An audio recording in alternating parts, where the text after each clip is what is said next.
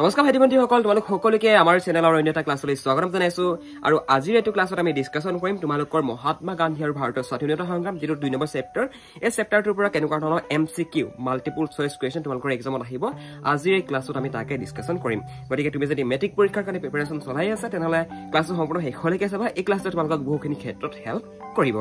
এতিয়া হিমান্ত গান্ধী হিচাপে কাক জনা যায়? বিভিন্ন ধৰণৰ নাম আছে, দেখিছা। ইয়াৰ শুদ্ধ উত্তৰটো হৈছে খান আব্দুল গফুৰ খান। এতিয়া খান আব্দুল গফুৰ খানক কি বুলি জনা যায়? এনেকুৱা ধৰণৰ এটা MCQ ওলায়। এতিয়া হিমান্ত গান্ধীৰ প্ৰকৃত নাম কি? এনেকৈ এটা MCQ ওলায়, নহয় জানো? নতুবা হিমান্ত গান্ধী হিচাপে কাক জনা যায়? এনেকৈ এটা MCQ ওলায়। এতিয়া ইয়াৰ শুদ্ধ উত্তৰটো হ'ব খান আব্দুল গফুৰ খান। মানে 3টা ওলক 4টা ওলক, যেনেকুৱা ধৰণে নোলক লাগে, তোমালোকে এই বস্তুবিলাক মনত ৰখাবা। মানে তোমালোকৰ পৰীক্ষা যে কেৱল মাত্ৰ হিমান্ত গান্ধী হিচাপে কাক জনা যায় সেনেকুৱা ধৰণে আজি আহিবা, সেনেকুৱা কথা নহয়। মানে যে হিমান্ত গান্ধীৰ প্ৰকৃত নাম কি, সেইটো প্ৰশ্ন আহিব। 5টামান অপশ্যন থাকিব, 4টা অপশ্যন থাকিব। 4টাৰ ভিতৰত এটা তোমালোকে লিখিব লাগিব। তেতিয়া কি লিখিবা? খান আব্দুল গফুৰ খান বুলি তোমালোকে লিখিব লাগিব। ছেকেণ্ড কুৱেশ্যনটো হৈছে জালিৱানাবাগ ক'ত অৱস্থিত? ইয়াৰ শুদ্ধ উত্তৰটো হৈছে পাঞ্জাৱ। ঠিক আছে, অপশ্যন হিচাপে অসম, বিহাৰ, পশ্চিমবংগ, তাৰ পৰা পাঞ্জাৱ, এইকেইটা অপশ্যন আছে, কিন্তু ইয়াৰ শুদ্ধ অপশ্যনটো হৈছে পাঞ্জাৱ। ঠিক আছে, পাঞ্জাৱত আছে জালিৱানাবাগ নামৰ যিটো ঠাই, সেইটো পাঞ্জাৱত আছে, য'ত নেকি জেনেৰেল ডায়াৰৰ নেতৃত্বত কি কৰিছিলে, এইখিনি মানুহক গুলী কৰি মাৰিছিলে। অ'কে, দ্বিতীয় ঘূৰণীয়া মেজমেল অনুষ্ঠিত হৈছিল কিমান চনত? ইয়াত অপশ্যন আছে 13, 23, 31 আৰু 32। 1900 আগত আনি ল'বা হা। তো ইয়াৰ শুদ্ধ উত্তৰটো হৈছে 1931 চনত। দ্বিতীয় ঘূৰণীয়া মেজমেল অনুষ্ঠিত হৈছিল 1931 চনত। অ'কে, খিলাফত আন্দোলনৰ দুগৰাকী নেতাৰ নাম লিখা। এতিয়া এইটো MCQ বুলি মই তোমালোকক কেলে ইয়াত দেখাইছো চোৱা। তোমালোকৰ পৰীক্ষাত আহিব পাৰে যে কি ভাৰতবৰ্ষত কাৰ কাৰ নেতৃত্বত খিলাফত আন্দোলনৰ সূচনা হৈছিল। এনেকুৱা ধৰণে যদি MCQ আহে, তেতিয়া তোমালোকৰ অপশ্যন আহিব নহয় তাৰ তলত, নহয় জানো? ইয়াৰ শুদ্ধ অপশ্যনটো কি হ'ব? ইয়াৰ শুদ্ধ অপশ্যনটো শব্দ মৌলানা মহম্মদ আলী আৰু চৌকত আলীৰ নেতৃত্বত ভাৰতবৰ্ষত খিলাফত আন্দোলনৰ সূচনা হৈছিল। কোন চনৰ কোন তাৰিখে ভাৰতবৰ্ষ স্বাধীন হৈছিল? নিশ্চয় জানা, 1947 চনৰ 15 আগষ্ট তাৰিখে ভাৰতবৰ্ষ স্বাধীন হৈছিল, নহয় জানো? মহাত্মা গান্ধীৰ জন্ম কেতিয়া হৈছিল? এইটো তোমালোকৰ প্ৰথমটো যিটো তোমালোকৰ অনুসৰণ থকা প্ৰথম যিটো কুৱেশ্যন, সেইটো মন কৰা, সেইটো হৈছে এইটো যে মহাত্মা গান্ধীৰ জন্ম কেতিয়া হৈছিল। মহাত্মা গান্ধীৰ জন্ম হৈছিল 1869 চনৰ 2 অক্টোবৰ তাৰিখে। ক'ত হৈছিল? গুজৰাটৰ পোৰবন্দৰ নামৰ এডোখৰ ঠাইত। ব্ৰিটিছ চৰকাৰে নাইটহুড উপাধি কাক প্ৰদান কৰিছিল? কাক প্ৰদান কৰিছিল? ইয়াৰ শুদ্ধ উত্তৰটো হৈছে কবিগুৰু ৰবীন্দ্ৰনাথ ঠাকুৰদেৱক। এতিয়া ব্ৰিটিছ চৰকাৰে কবিগুৰু ৰবীন্দ্ৰনাথ ঠাকুৰক যি নাইটহুড নতুবা নাইট উপাধি প্ৰদান কৰিছিল, সেই নাইট উপাধি তেখেতে কিয় এৰি দিছিল, কিয় ত্যাগ দিছিল বাৰু? সেইটো এটা MCQ ওলাই থাকে, কিন্তু MCQ নতুবা শ্বৰ্ট কুৱেশ্যন এনেকুৱা ওলাই পৰে।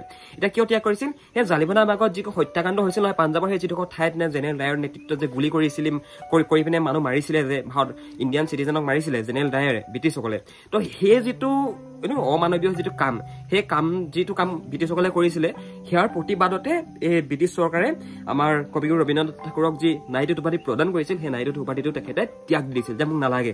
গম পাইছা? অ'কে, মোক তেজ দিয়া, মই তোমালোকক স্বাধীনতা দিম। এই কথা ভাষী কাৰ নতুবা এই উক্ত কথা ভাষী কাৰ? কোনে কৈছিল বাৰু? ইয়াৰ উত্তৰটো হৈছে নেতাজী সুভাষ চন্দ্ৰ বসু। আজাদ হিন্দ ফৌজ কোনে প্ৰতিষ্ঠা কৰিছিল? নতুবা আজাদ ফৌজৰ প্ৰতিষ্ঠাতা কোন? একেটাই হয়। মানে আজাদ হিন্দ ফৌজৰ প্ৰতিষ্ঠাতা কোন নতুবা আজাদ ফৌজৰ প্ৰতিষ্ঠাতা কোন? একেটাই হয়। ইয়াৰ শুদ্ধ উত্তৰটো হৈছে নেতাজী সুভাষ চন্দ্ৰ বসুৱে আজাদ হিন্দ নামৰ এটা ফৌজ জাপানত গৈ পিনে গঠন কৰিছিলে। কাৰ এগেইনষ্টত যুদ্ধ কৰিবৰ কাৰণে? ব্ৰিটিছৰ এগেইনষ্টত যুদ্ধ কৰিবৰ কাৰণে, বুজিলা? মানে বন্দুক বাহিনী লোৱা এটা ফৌজৰ কথা কোৱা গৈছে ইয়াত। মহাত্মা গান্ধীয়ে বিশ্বাস কৰিছিল সত্যাগ্ৰহ, মানে নন ভাইলেঞ্চ, অহিংসা।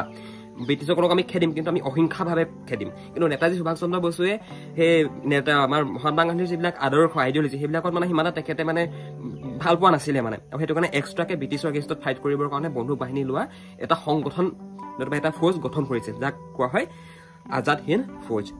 গম পালা? অ'কে, এইটো প্ৰশ্ন মন কৰা, জালিৱানাবাগৰ হত্যাকাণ্ড কাৰ নিৰ্দেশত হৈছিল? কাৰ নিৰ্দেশত হৈছিল? ইয়াৰ শুদ্ধটো হৈছে জেনেৰেল ডায়াৰৰ নিৰ্দেশত। মই তোমালোকক আগত কৈ আহিছো জেনেৰেল ডায়াৰ বুলি, নহয় জানো? তো একেটা কথাই হয়। মানে সত্যাগ্ৰহৰ ভিত্তি কি? সত্যাগ্ৰহৰ ভিত্তি হৈছে অহিংসা। সত্যাগ্ৰহ শব্দটো অৰ্থ হৈছে সত্যৰ প্ৰতি আগ্ৰহ, ডেট ইজ কল সত্যাগ্ৰহ। ভাইটি বন্ধুসকল, এইকেইটাই আছিল তোমালোকৰ মষ্ট ইম্পৰ্টেণ্ট MCQ। আৰু মই তোমালোকক এডোখৰত এটা ছাজেশ্যন দিব বিচাৰো, তোমালোকে MCQ কেনেকৈ মনত ৰখাবা গম পাইছানে? তোমালোকে এক্সট্ৰাকে আকৌ তোমালোকে ভিডিঅ' নতুবা এক্সট্ৰাকে তোমালোকে আকৌ কিবা ক্লাছ ল'ব দৰকাৰ নাই। তোমালোকে MCQ মনত ৰখাবৰ কাৰণে সদায় শ্বৰ্ট কুৱেশ্যনবিলাক তোমালোকে মনত ৰখোৱা। শ্বৰ্ট কুৱেশ্যনবিলাক যদি মনত ৰখাই যোৱা তেনেহ'লে তোমালোকে যেনেকুৱা ধৰণৰ MCQ নাহক লাগে তোমালোকে কৰিব পাৰিবা। ক্লাছটো যদি ভাল পালা এটা লাইক কৰি দিবা, আৰু যদি আমাৰ চেনেলত প্ৰথমবাৰৰ কাৰণে ভিজিট কৰিছা তেনেহ'লে ছাবস্ক্ৰাইব তলত যিটো ছাবস্ক্ৰাইব বটন আছে সেইটো ক্লিক কৰি পিনে দবাই দিবা। Okay, bye bye. অভিভাৱকসকল, আপোনাৰ ল'ৰাজন নতুবা ছোৱালীগৰাকী ইংৰাজী ছাবজেক্টটোত দুৰ্বল নেকি? আপোনাৰ ল'ৰাজন নতুবা ছোৱালীগৰাকীয়ে ইংৰাজী ছাবজেক্টটো বুজি নাপায় নেকি, পঢ়িব নোৱাৰে নেকি? যদি ভাবিছে যে আপোনাৰ ষ্টুডেণ্টজন, আপোনাৰ ল'ৰাজন নতুবা ছোৱালীগৰাকী ইংৰাজী ছাবজেক্টটো দুৰ্বল, আৰু আপুনি যদি আমাৰ থ্ৰুৱেদি আমাৰ আলোচনা একাডেমীত যদি আপুনি আপোনাৰ ল'ৰাজন নতুবা ছোৱালীগৰাকীক এডমিশ্যন দিয়াই পঢ়াব বিচাৰে তেনেহ'লে আপোনালোকে এই নাম্বাৰটোত আমালৈ এটা ফোন কৰিব পাৰে, নতুবা ডেছক্ৰিপশ্যনত এখন ফৰ্ম আছে, ফৰ্মখন ফিল আপ কৰি দিব, আমি আপোনালোকক নিজে যোগাযোগ কৰি ল'ম। আমি আমাৰ একাডেমীত আপোনাৰ ল'ৰাজন আৰু আপোনাৰ ছোৱালীগৰাকীক আমি সম্পূৰ্ণ ইংৰাজী বিষয়টো শিকাই দিম। পৰীক্ষাত কোনবিলাক প্ৰশ্ন আহিব, ইংৰাজী বিষয়টো আমি কেনেকৈ পঢ়িলে আমাৰ মনত থাকিব, আমি সকলোখিনি কথা তেওঁলোকক আমাৰ অনলাইন পৰ্টেলত আমি গাইড কৰি দিওঁ। গতিকে আপুনি যদি এই সন্দৰ্ভত সবিশেষ জানিব বিচাৰিছে তেনেহ'লে আপুনি এই ফোন নাম্বাৰটোত এটা ফোন কৰক। আমাৰ টিমে আপোনালোকক সম্পূৰ্ণ গাইড কৰি দিব। আপোনালোকে এডমিশ্যন কেনেকৈ কৰিব লাগিব, কেনেকৈ পঢ়িব লাগিব, কেনেকৈ ক্লাছ কৰিব লাগিব, সকলোখিনি কথা আমাৰ টিমে আপোনালোকক গাইড কৰি দিব। আপোনালোকে এই ফোন নাম্বাৰটোত এটা ফোন মাৰিলে হৈ যাব।